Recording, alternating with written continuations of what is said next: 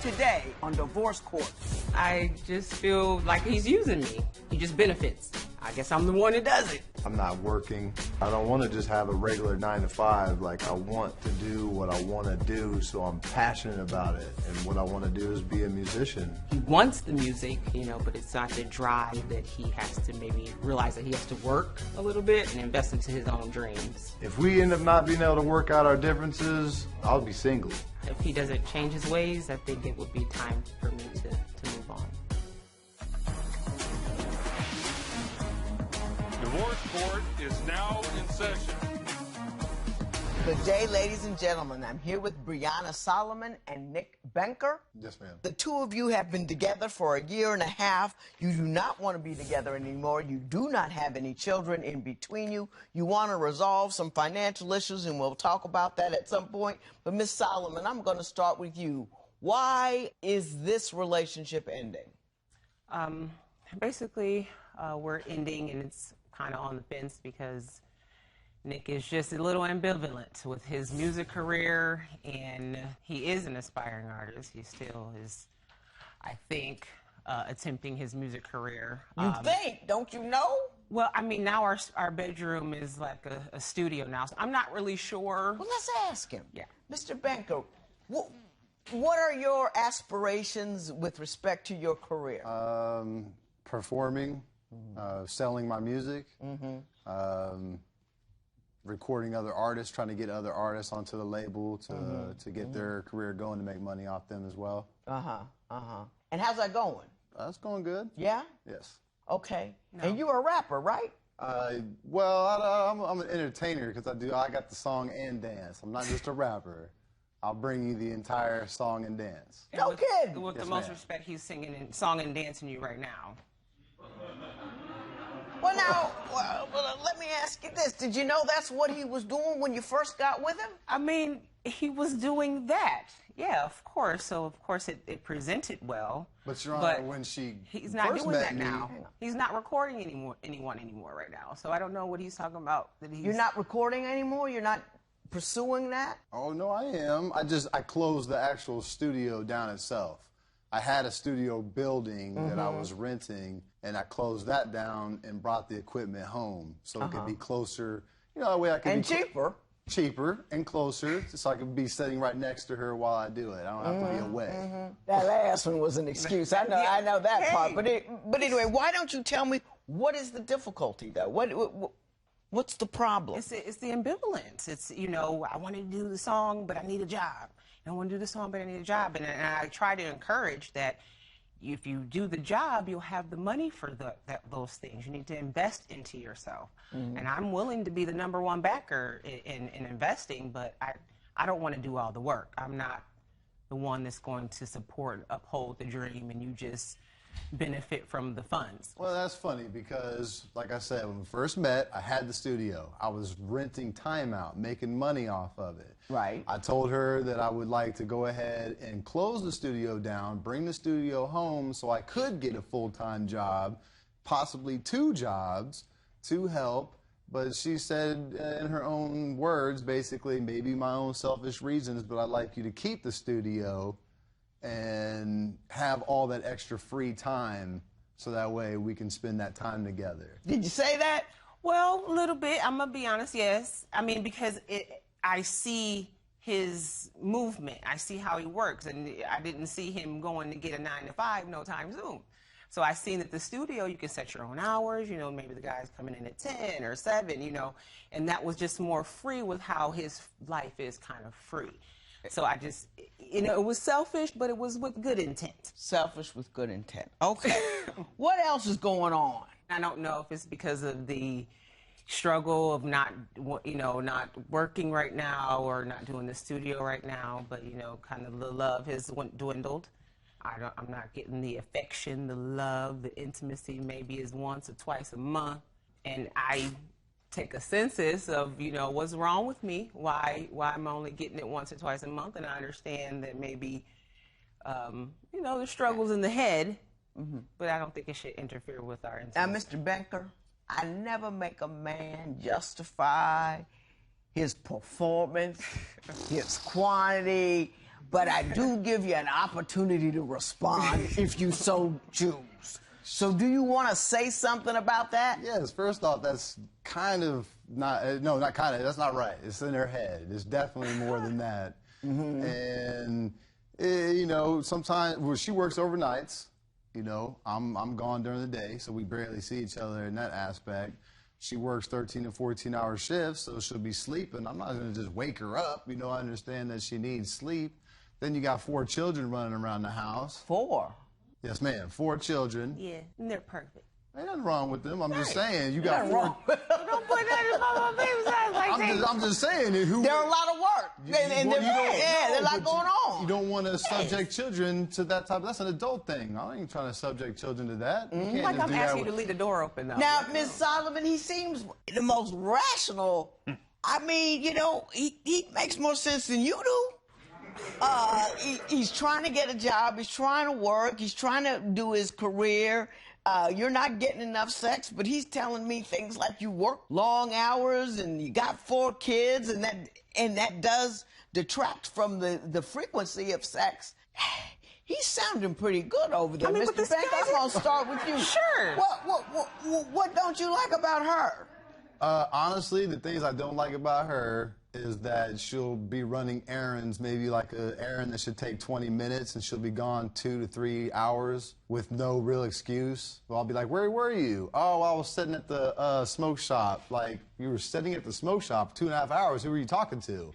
Do you believe that she might be cheating on you at all? Do you have any fidelity concerns? I mean, every man probably assumes, but I don't like to assume. I like to give her the benefit of the doubt and say no.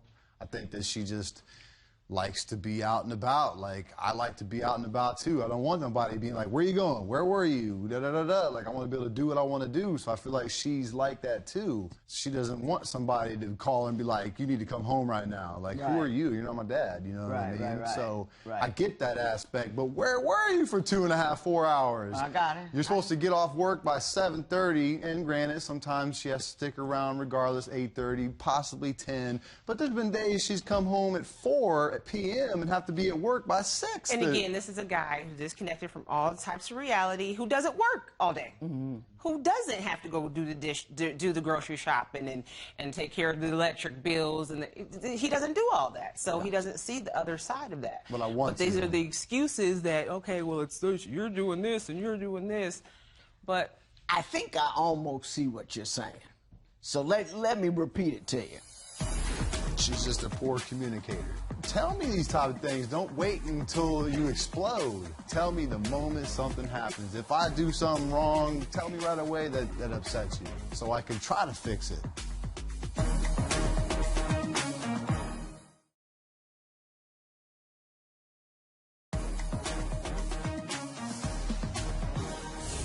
So here's what I'm discerning from what you're telling me. You're a nurse. yes, ma'am. It's a high-pressure job. Yes, ma'am. Because you're dealing with other people's health. You're the one required to handle all the bills, the bulk of, you worry about all of that kind of stuff. You're primarily responsible for the children. And while he's kind of like offering to do a little bit here and a little bit there, you're not seeing that, here, baby, this is what I'm going to handle. And since you don't see, here, baby, what I'm going to handle, you feel like you're handling everything, and it's a lot of pressure. Did I get that right? Yes, ma'am. Did you understand what I just told her?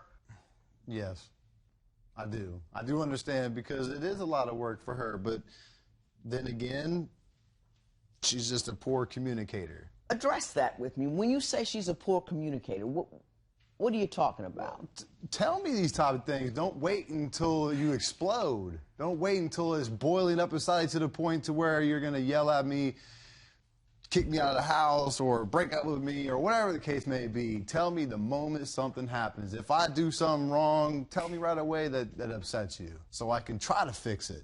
Ms. Solomon, is he accurate about that you two tend to hold on to things and not discuss them? I do get silent. I do get the silent treatment a bit, and I think it again is only because I don't want to hurt his feelings. Like, every time I do say something or try to express something, that was harsh and that was mean. Like, she waits until the point to where she's upset.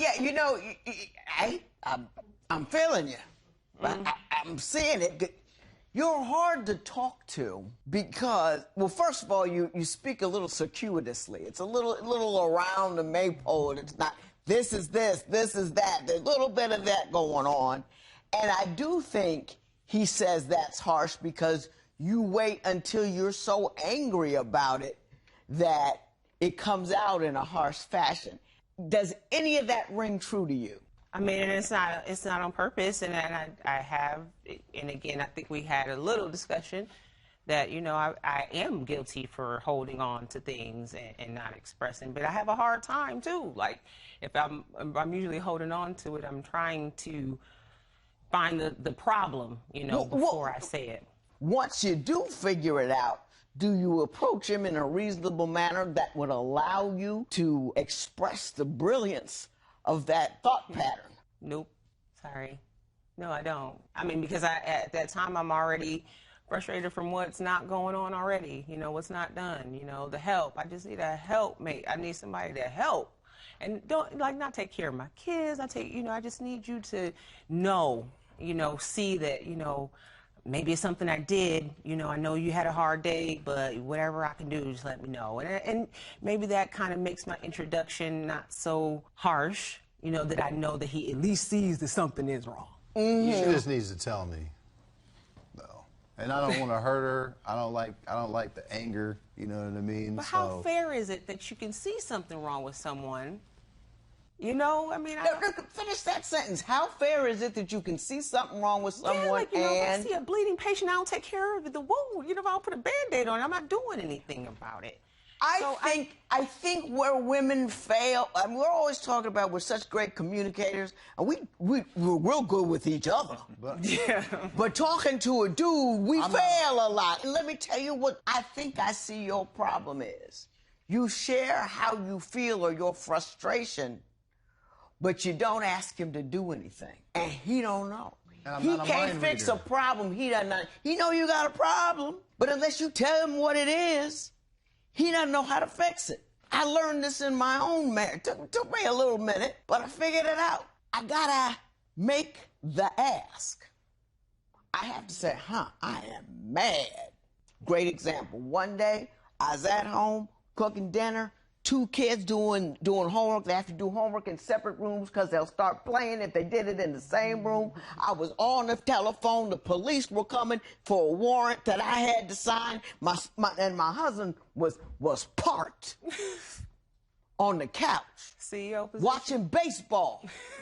I'm flipping, I'm phoning, I'm working. One of the kids, you know, put the phone down, all of that.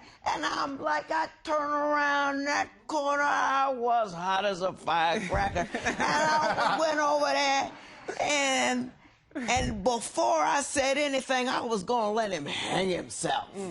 So I went over there and I said, you know, there is no milk in the refrigerator.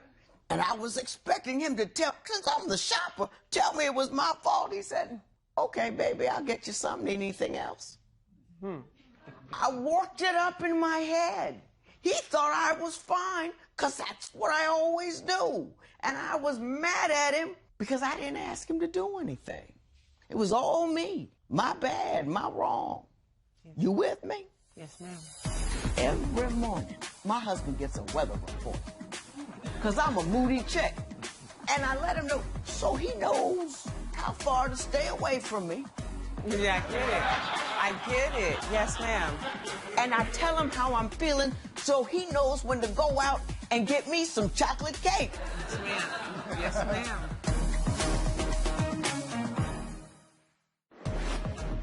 Do you believe Nick is a financial burden on Brianna? Tell us what you think at facebook.com/Divorce Court. Divorce Court will be right back.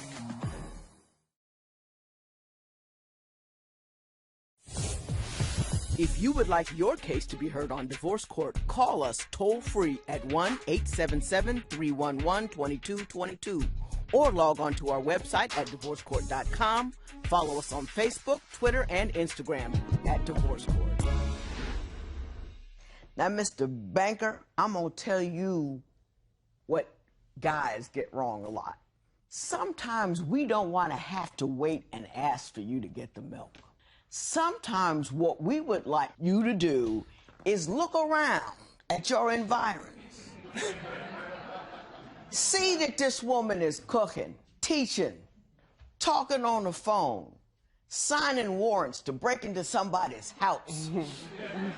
And get up and say, hey, baby, let me finish dinner for you. Let me handle, this kid's homework over here. And be an active participant in the responsibility of the home. She's working, she's required to do everything, and she shouldn't always have to look for the ass. Sometimes you want to say, I'm going to handle this for you. Because it relieves her of the response. She's 100% responsible because it includes the responsibility of asking you to handle things. That means she has to know everything that needs to be handled. Every once in a while, you can look around the house. Oh, my God. Laundry. Let me do it. Yeah. Something like that. You see what I'm saying? Yes, ma'am. Now, Ms. Beck, is there anything else that we need to talk about? Because I don't know why you two are in here. I think you're two beautiful people, both intelligent, conscious. I think you love one another. What's so wrong? Nothing. I love her deeply. I don't want to be away from her. She just, like I said, she gets upset and blows up, and I just want us to communicate it out throughout the timeline instead of waiting to the boiling point. So, but I'll be willing to do anything. What did I just say before that? Did you my little soliloquy around, before that? What was that about? To look around, to pay attention to my surroundings, to see if there's something that I can do on my own actually. Very good, very good. Now you understood what he wants, right? Is to have the conversation. Yes. And even if you don't know what you're mad about yet, you can have that conversation. What you say to him, you say, Nick, I'm upset and I'm not quite. Every morning, my husband gets a weather report. Because I'm a moody chick. I let him know what's up. Hey, I'm cranky. I don't know why. I'm upset. I'm nervous. Yes. I want to hit somebody. Yeah. And I let him know so he knows how far to stay away from me. Yeah, I get it. I get it. Yes, ma'am. And I tell him how I'm feeling so he knows when to go out and get me some chocolate cake. Yes, ma'am. Yes, ma'am. Because he understands I'm having a moment and he needs to love on it. Yes. So nobody gets hurt. Right. So sometimes what they need is a weather report. Mm-hmm. You don't have to be exactly clear on why the weather's bad. You just got to let the dude know. Yes. What should Nick and Brianna do to repair their relationship? We want to hear from you. Share your opinion on Twitter and Instagram at Divorce Court. Divorce Court will be right back.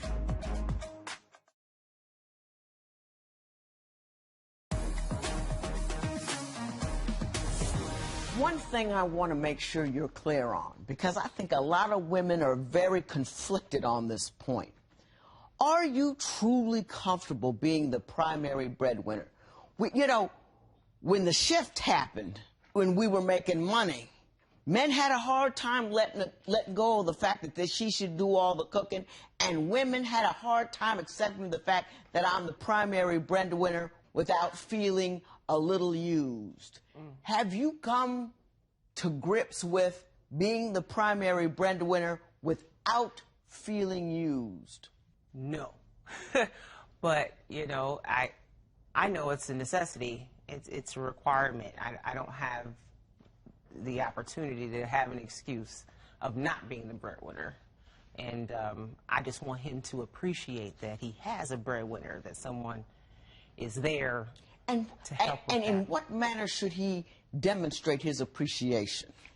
Again, it would be great just to have dinner, like a deliberate back rub, lights low, music on, even if it's some of his music, I don't care. Even if it's some of his I don't care. That was cold-blooded, Miss Solomon. That was just fine. I am that person, Judge.